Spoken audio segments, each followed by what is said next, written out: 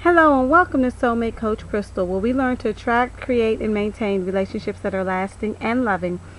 Today I wanted to talk about breaking up and what I've learned through my first husband actually passing away is, that separation is really hard at times and it can really be tough to get through. And so these are some lessons that I've learned through my experience that may help those of you that are in the midst of being separated or breaking up.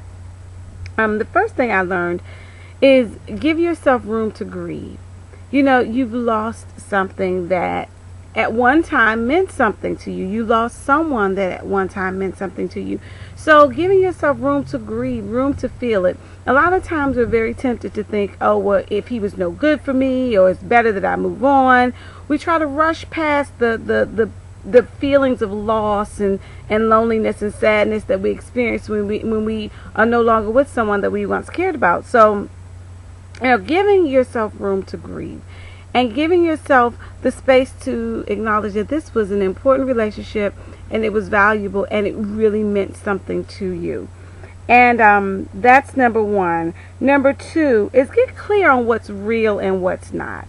And this is something that really served me in grieving, is getting clear on, there were very many things I loved about my late husband, but there were things that we struggled with as well. And sometimes when we break up with someone, there can be this tendency or this temptation to make them all good or all bad. You had all good times or all bad times.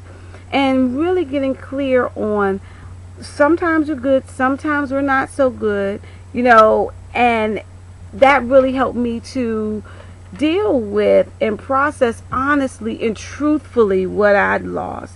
And it helped me to get to the next place in my life. And number three, and probably most importantly, is remember that it's a process. Remember that you're going to have good days, you're going to have bad days. You're going to have days that you feel like, oh, I think I've got it, I'm doing great with this thing. And then those days may cycle back around where you feel like, oh, I miss them so much, I want them back. And honor both.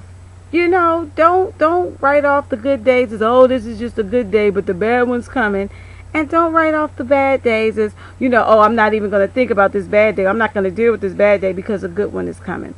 Each season has its place. Each day has its place.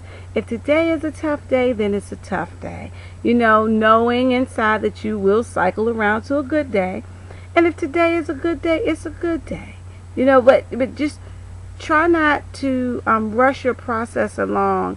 Really work at being present with what's going on with you, asking yourself questions like, what is important about this to me? Why am I feeling this way? And what do I need right now?